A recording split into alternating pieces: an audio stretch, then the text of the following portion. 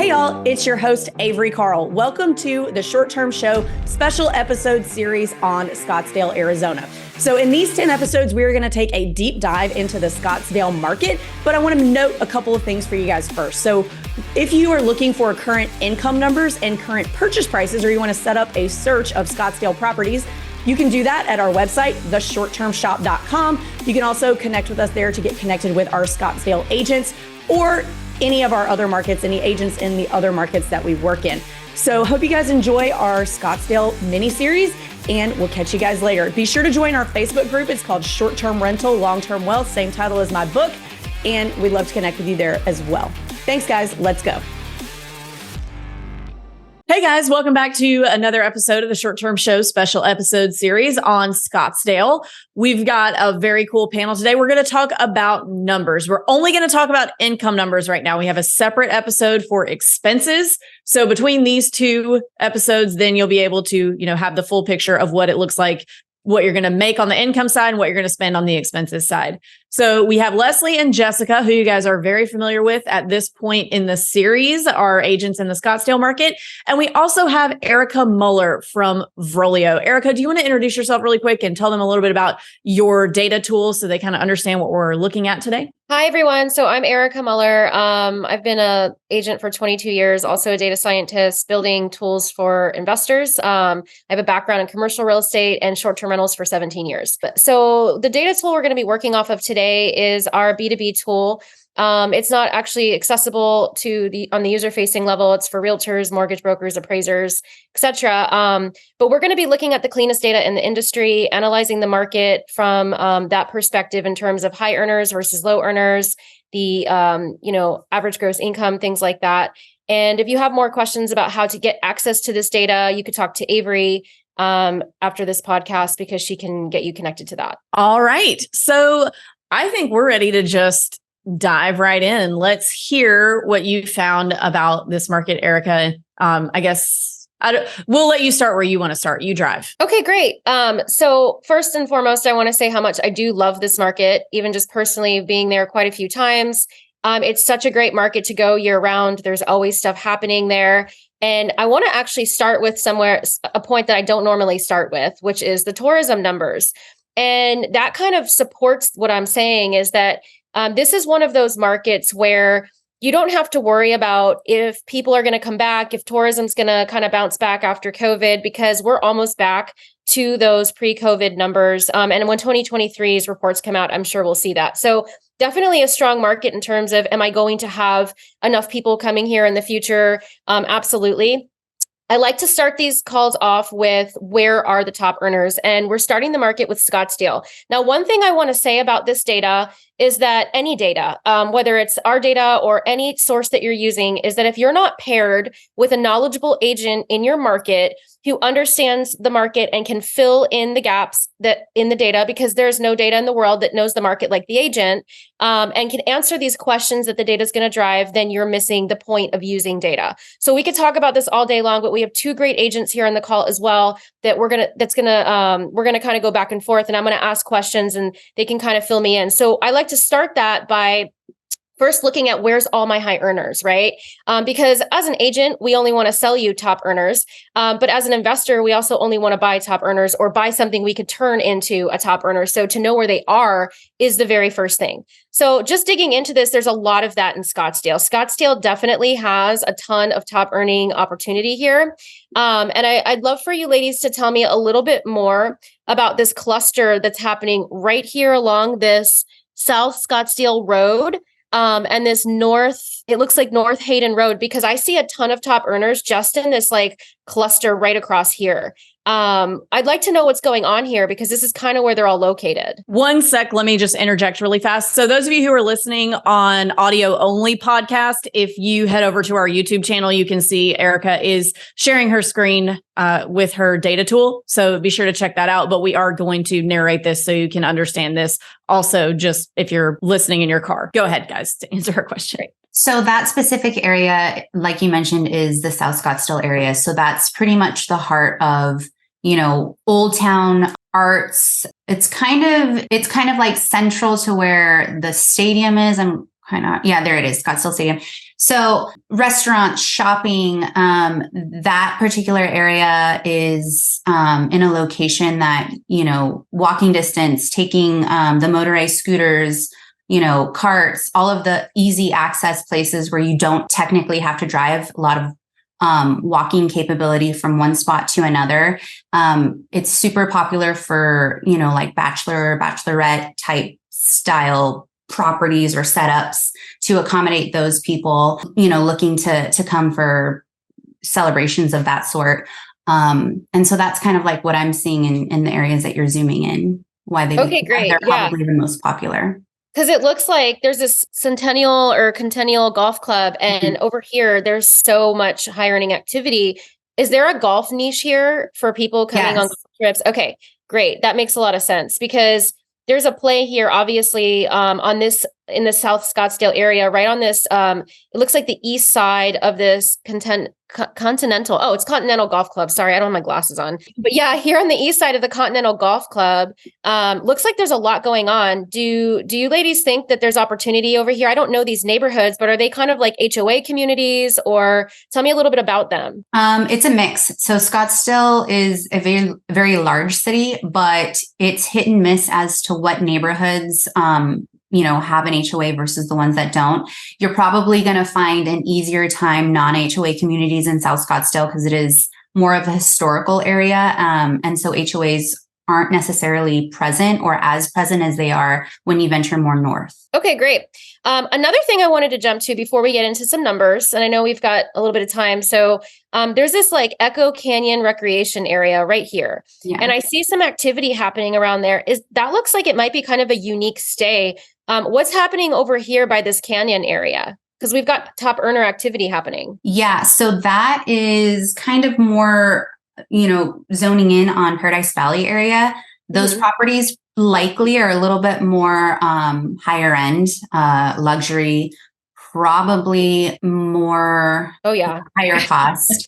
Yeah, so that's closer to the Paradise Valley, probably bordering the Biltmore area as well. If it's in Scottsdale or like Phoenix Edge, it's probably like the Biltmore Arcadia area, which again could be very pricey as in a purchase price, but they are, mountain views and things like that. These are incredible. Those of you that are listening, I am looking at some of the most beautiful properties I think I've ever seen. They are up on like a canyon side overlooking this whole entire valley.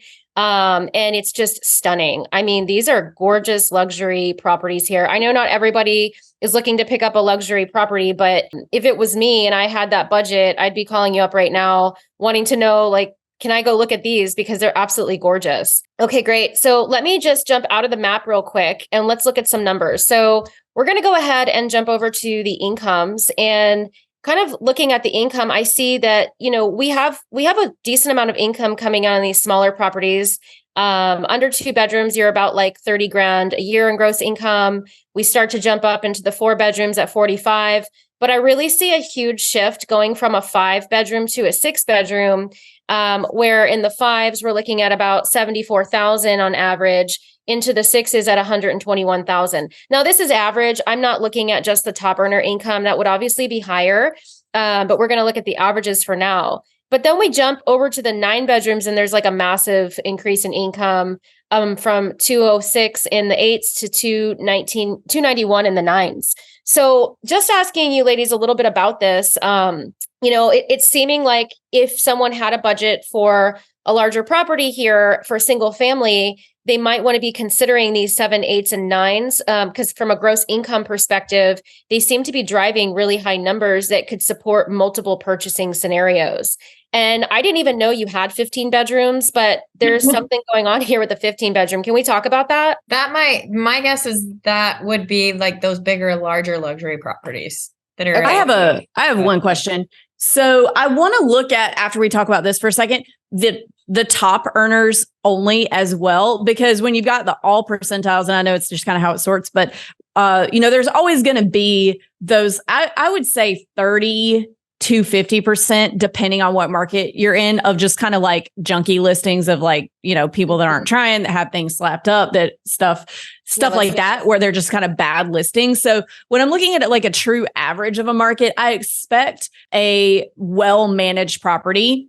I'm not saying it has to be like in the top earners, in the highest earners, but I do expect it to be quite a bit higher than what the true average of the market is, just because every market, especially markets that have a ton of rentals, have a ton of those just kind of like junk listings towards the bottom of the market. Okay, so super interesting. And while you were talking, I did switch that over. And I do think we have an outlier in the 2 bedrooms, so I'm going to kind of ignore that one. But I switched over to the high earners, and I do see a very similar pattern. I don't see a huge shift in the income when I switched over to the high earners. So what that would tell me, in some markets, we do see a drastic difference, but what that's kind of telling me is that a lot of these properties are operating on the higher side already. And that Scottsdale might just be a higher standard market because the income doesn't seem to increase too much. It actually fluctuates a little bit more by bedroom size, but you still have these 7+ bedrooms as the top performing. I don't want to look at this too, because sometimes in MLS, people will list a property incorrectly and it causes an anomaly in the data. So when you see like a huge jump here in a 2 with that kind of income, what we usually think is that either was incorrectly added to the MLS or incorrectly added to Airbnb or one of the OTAs. So we don't like to say like that's actually going to be that.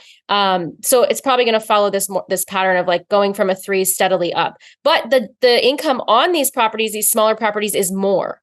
So when we switch to the high earners, even though the larger properties don't seem to like increase too much in income, which means that standard's probably just higher, the standard is raised a lot on these smaller properties. So I would say this. So what is that gross income showing, just for the people who are listening only, on like a 3 to 5 bed? What does your data say? The data is showing for a 3 bedroom, 118,000 in revenue. And it's slowly going up to 126 in the 4 bedroom, 138,000 in the 5 bedroom, and then 146,000 in the 6. Then we jump up to 239 in the 7. So there's a massive increase from a 6 to a 7, but under a 6, we have this steady climb of income, which is much higher numbers than as a top earner than you were getting as a low earner. So that was smart, Avery, to switch to that, because even though we didn't see a huge difference in the larger ones, we did see a massive increase in the smaller ones. So that kind of leads me to think that if you could pick up a smaller property in this market,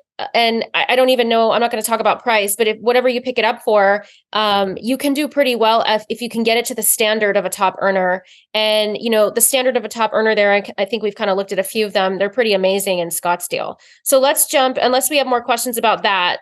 I was going to jump to market saturation. So I do want to go back to all percentiles here so we could talk a little bit about how saturated each product is. So when I talk about market saturation, for those of you listening, I want you to understand that it's not bad to buy in a saturated market. And I'm not saying Scottsdale is or isn't. I mean, there's a lot of markets across the country with a lot of short-term rentals. But the big thing you want to look at is not, is the market itself saturated? Because that's really not going to tell you much, because if there's a demand, you're going to need that inventory, right? So let's just throw that out the window for those of you that have like saturation sensitivities. We always want to look at what's the most saturated product in any market, whether it's a saturated market with a lot of inventory or a smaller market. We don't want to buy the most saturated product. So what I'm seeing here is that in this market, the most saturated product really is those 4-bedroom single family homes. They're making up about 30% of the inventory in Scottsdale. So with that being said, I would, you can still be successful with the right team and management company in a 4-bedroom, but if you can avoid competing with 30% of the market, you probably should. The 3 bedrooms, they do have more competition as well. They're going to be about 23% of the market, but that's still better than 30. If you jump to a 5-bedroom, now you're going down from a competitive analysis perspective to only 13% competition. And everything above that, it just has very, very little competition in the market. And then everything below a 2-bedroom has very little competition in the market. So what I'm saying here is you can do a 3 or a 4, nothing wrong with that. Just understand that in a 4 is your most competitive product. That means most people have that. But there's still top earners that are 4 bedrooms, and there's still top earners that are 3 bedrooms. You just have to get it right. if you get one of those type of properties, you have to really get it right and make sure you're operating at the top of the market.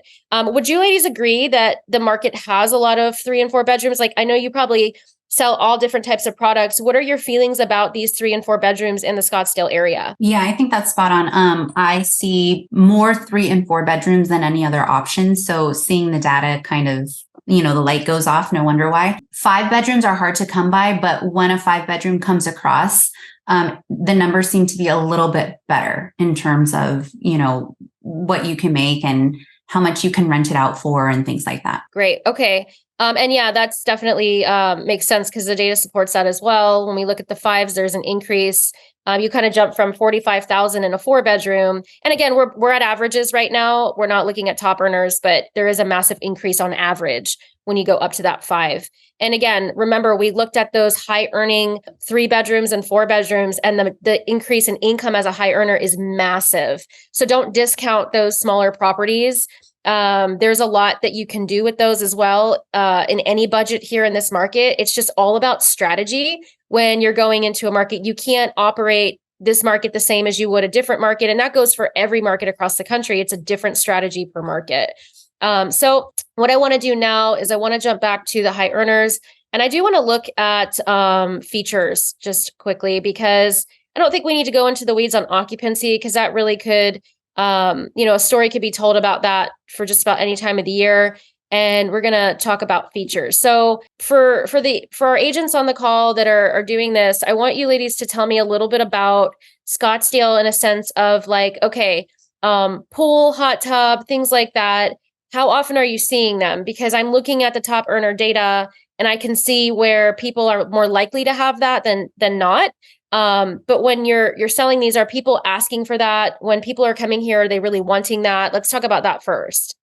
So pools, I think, are just easier to come by in this market because a lot of properties do have pools already, especially if you're looking at a non-HOA single family home. A lot of times those are built, like the 3 and 4 bedrooms. A lot of times those were built some time ago and somebody somewhere has put a pool in. Arizona, we do have smaller pools, typically like play pools. So it's not going to be like a huge, ginormous pool that's going to, cost a ton of money to maintain usually. So yeah, I think pools are easier to come by. Hot tubs are a little less frequent, but I love a good hot tub. And since the market is so busy in the wintertime, the kids love the pool, and I think I love the hot tub. So you can get in there at night. It's warm enough during the day for the pool and cool enough at night for the hot tub. That's awesome. So there's definitely an edge in the market with that. So that's why I was asking, because this is all the top earners and the features they have. And, in this market, more than 50% in each bedroom size of a top earning single family home has a pool.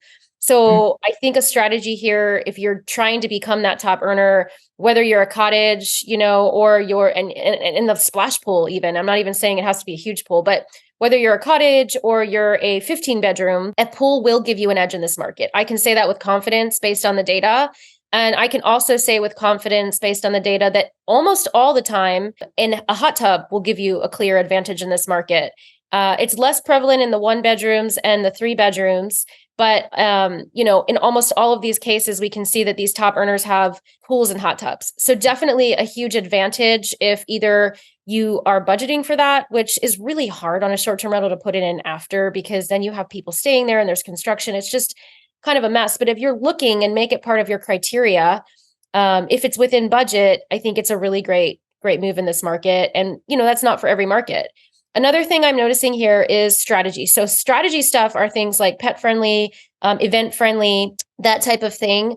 From a strategy perspective, I do see that the pet friendly strategy does have an advantage here in this market for the smaller properties. So if you're in like a 5 bedroom or smaller, allowing pets does give you an edge in this market, especially if you're a 1, 2, or 3 bedroom, even 4. Like there's a massive advantage there for the top earners. And the reason we talk about that now before you invest is because there are a lot of places where it's hard to become pet friendly after the fact. So if you have carpeting in your house and you didn't budget to pull that out when you bought it, and that's not something you did, the last thing you want to do is start allowing people's dogs in there, peeing on carpets, things like that. Like, it's just not a great strategy. But knowing this going into it, you can plan a budget to put in the tile or the laminate floors or whatever you're going to do, get rid of all the carpet, make sure you have a little fenced area in the backyard, make sure the HOA allows for that before you buy it. So if you're going into those smaller homes, that's the strategy, especially when we looked at, there's a lot of 3 and 4s out there. If we're still going to buy a 3 or a 4, we want every single advantage we can get because we are operating in a competitive product. So that, I would say with confidence in the smaller homes, definitely gives you the edge. I like to look at the events strategy as well, because in some markets, there's a clear advantage to doing that.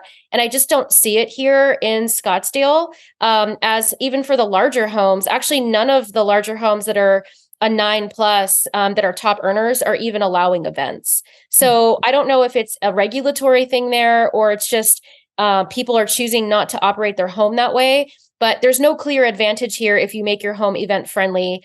Although the same could be said for the opposite, is that since no one else is doing it, if you were going to do it, you'd probably be one of the very few offering your property up for things like corporate retreats and stuff like that. So that could be a strategy as well. What do you ladies think about the whole event thing out there? What are you seeing with people in these larger homes? What are they doing with that? So I mean, there's so many events going on in town. They might be coming for an event, but this might be a market where like they're here to do something in town or go to an event in town that they aren't necessarily booking the Airbnb to host an event there. Yeah, that's what I would think. And about your comment about like maybe it sets you apart to have an event or host an event, I would think a more secluded, more private property, or maybe one of those properties that had the backdrop, the landscapings on that and that little mountain range. Maybe you could get one that backed up. You know, if your budget supported it, maybe you could get one that had backed up to the state land. That had a really cool backdrop for like pictures and things like that for events. So that could be a strategy if that was your, property type. But I think as far as the properties like in the dense part of town, you're here for an event, but you're probably not booking to host an event. Mm-hmm. Okay, cool. That makes a lot of sense. And I just keep thinking about those properties we looked at in the beginning that are so gorgeous. Like if you did open those for events, I could see influencers renting those out and like all kinds of stuff. I mean, they're so Instagrammable with the view in the back. It's insane. Like they're gorgeous. It really is a beautiful market. So I want to jump. Oh, go ahead. I said, you want one. I can tell. I do. I want one like right now. So I want to talk a little bit about strategy again in this market, in the high earners. I don't know how many people listening really like to kind of just manage themselves. There's kind of really not a huge advantage or disadvantage to self-managing or manager managing in this market, because it's almost a pretty even. There's slightly an edge if you use a professional manager as a top earner.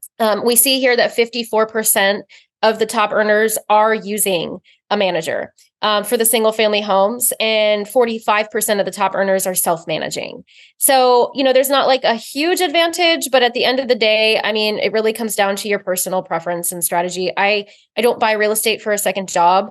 So I always want to have someone manage it, but it doesn't seem like it makes a difference. We do see some markets where there's a clear advantage to using a manager and versus self-managing. I think because Scottsdale is one of those markets, and correct me if I'm wrong, ladies, because I'm just kind of inferring this, but and I've been there and it seems like it's such a big enough market. There's a lot of opportunity to find good cleaners, good staff, good things, like good people to come help. Whereas like in mountain markets, it's like so hard to find, like Blue Ridge, for example, like it's really hard to find those people that can, a good cleaner that can get out there if you're at the top of a mountain. So I feel like Scottsdale, you could have more opportunities to self-manage versus having to rely on a local person who has all those contacts already.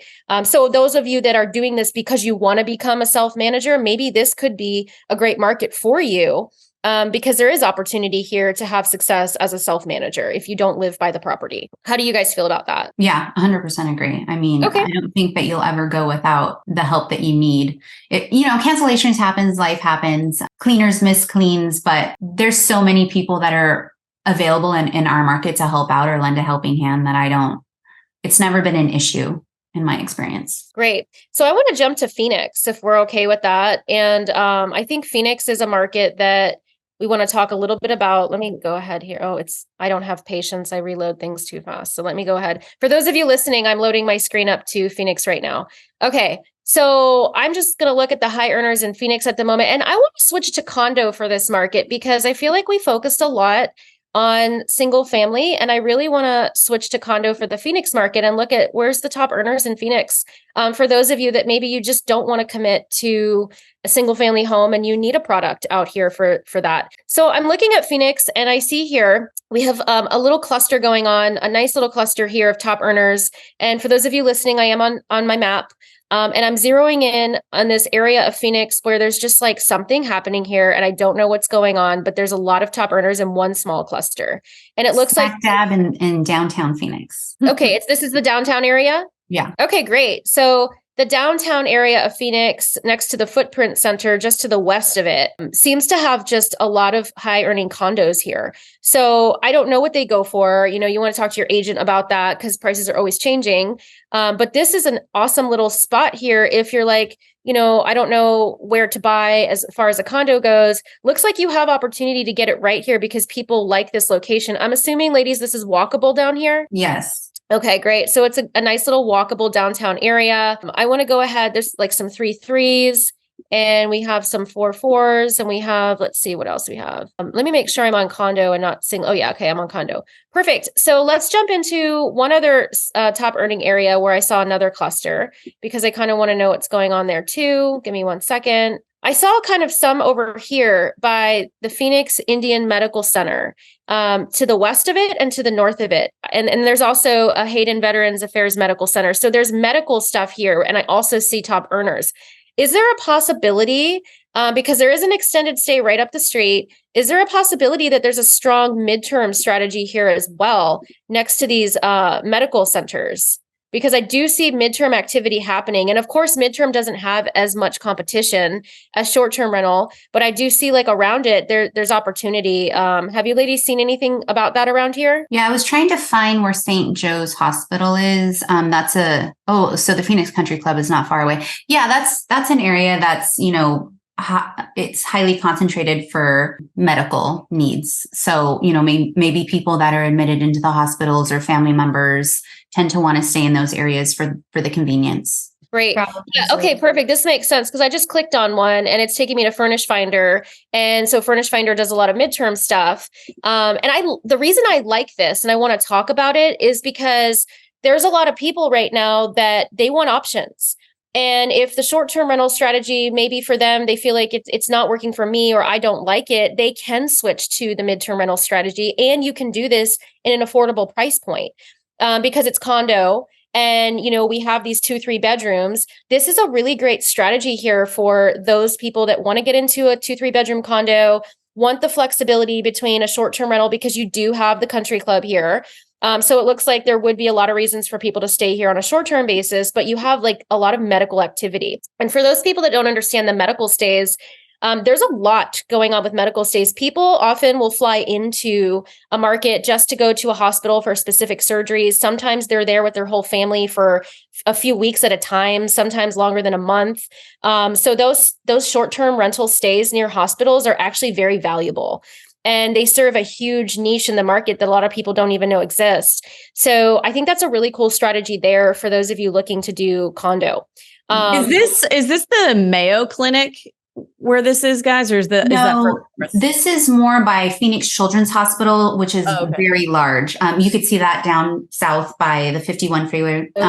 Yeah. So the VA clinic is in that area that specifically had that cluster. So there's a lot of hospital activity in that particular section of Phoenix. Yeah, there sure is. There's the Children's Hospital, like you just said, and there is a lot of top earners. I turned on the single families too in the townhouses because I wanted to see everything. Mm-hmm. And when I did that, I see even more. So yeah, this is an awesome spot. And I would feel secured investing here because knowing that there's 3 major hospitals just in this little triangle area in the North Phoenix area, that's a lot of security for the future. If like anyone doesn't want to do short-term rental anymore, they want to switch to midterm, it's there because we see it happening. I'm just taking a look at the midterm stays. And for midterms, this is actually a lot of activity for midterm that I'm seeing on the map. So definitely a strategy here that you might want to, if you're listening, you might want to explore this market, not just for short-term rental, but also for a solid,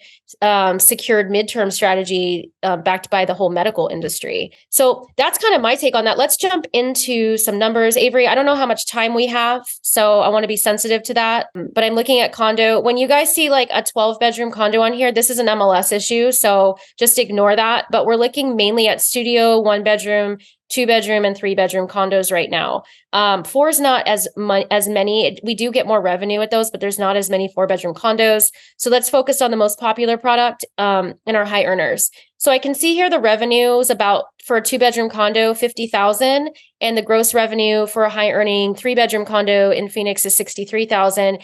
Keep in mind too, and I don't know this for a fact, but and I want you ladies to validate this or let me know if I'm wrong. But I would imagine Phoenix is always going to be a little bit less expensive of a market than Scottsdale. Is that accurate, or am I a little off with that? No, it's accurate. I mean, Okay, Scottsdale, you're paying Scottsdale prices. Okay, perfect. So in Phoenix, even though the gross income is slightly lower than what we were seeing in Scottsdale, you're also paying less in most cases. So keep that in mind, that it's really not about like, is the income as much as over there? You also have to consider in any market, no matter when you're listening to this, the income versus the purchase price you're paying at the moment, right? So at the moment, Phoenix is less expensive than Scottsdale, so revenues are a little less, but still really good. I mean, 3 bedrooms, $63K for a condo, that's pretty solid. I would say we see that in a lot of markets, and that a lot of bigger markets. And furthermore, if you switch to that midterm rental strategy, there is less competition. So that's always interesting. Let's go look at the most competitive condo product. I'm going to take a guess and just say it's 2, because it's usually always 2 bedrooms in any market. Just give me a minute while this updates, and we'll see here what those products are showing. So yeah. Oh, it's actually 1. I was wrong. So very interesting. So in the Phoenix market, for condos, the most competitive product that we have the most saturation on is those 1-bedroom condos. I thought it would have been the 2. The 2 is right behind it. There's not, it's only a % difference, but there's actually just slightly more 1-bedroom condo inventory than 2. So a studio or 3-bedroom condo, if you were looking to avoid the most competitive condo product, might be interesting, because there's very little of those out there. So if you picked up a studio, a couple studios even, let's say you were originally going to do a 2-bedroom, why not just pick up a couple studios instead? Since it's a less competitive product, then you can book, instead of just booking out 365 nights a year, now you can book that times 2. So the same amount of money, you're now booking double the amount of nights with 2 products that have less competition. So for me, that'd be an interesting strategy in this market, especially picking them up in the medical area. If I was doing the medical area, though, I'd probably try to go for a 3, because often people will travel with their family. And I do think that it's important to think about who your guest is going to be. Okay, so what are you ladies thinking about this? Now we're only looking at condo, but are you surprised by this, or does this make sense to you? I think we're all like, oh wow, she's just like I found know. this whole Honestly, whole the 1-bedroom is like mind blowing, but that's really amazing to know. I would have never guessed, honestly. Cool. Great. Yeah. So now we know, we can kind of focus on a strategy around that. Let's jump to, I mean, we can jump to features, but these are going to be mostly amenities, because in a condo, we're really not going to see a condo that has its own pool or anything like that. But from an amenity perspective, obviously, most of these places, more than half of them as a high earner, have pools in the community. They have sometimes hot tubs. So, when you're buying that condo community, just make sure you're looking at what amenities they have, because the high earners are most likely more than 50% of the time located in communities that have pools, and you want to give yourself every advantage possible. Especially the 1-bedroom or the studios, especially the studios, 66% of them are located in pool communities. We don't see a strong pet strategy here. And again, the 4 and the 12s, we're going to ignore that, because I do think it's MLS inventory leaking its way in here. We love when people put things in MLS wrong, because it always makes our job more difficult to find them. But we're going to focus on those studios 1s, 2s, and 3s. And it's, not a super strong strategy. And that makes sense, because when you're in a condo, you have more restrictions around that. And it's a lot harder for people to travel with pets. So I really want to leave that here. We'll jump real quick actually to the management strategy here. We do one see thing about the condos and the amenities. Please. Yes, please. So, especially in that little triangle of hospitals, I was looking at your numbers here for dryers. Not all condos have a washer and dryer in the unit, but if you're looking to maybe to do a midterm and to have longer stays in your condo and you're going for a 3-bedroom, I would look carefully for ones that had a washer and dryer in the unit. Because if you're staying longer, you want to be able to do your own laundry, That is such an important piece of information. And this is why, to everybody listening, you need a good agent, because what she just told you is enormous. Like, I didn't even think to talk about that.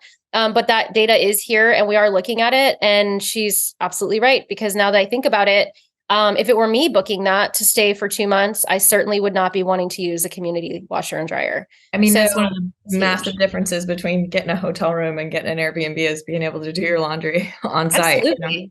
And so thank you. That's a really valid piece of information. Okay, so we'll jump to management strategy. And then if you ladies want to jump in and take over and talk about anything else, please feel free. I do see a strong owner strategy here. Actually, I'm in all percentiles. Let me switch to my high earners real quick, because I want to go back and I want to see, as far as like high earner condos go, are people more likely to owner manage, or are they more likely to use a manager, and see what that looks like. Oh, okay. It's a very different story.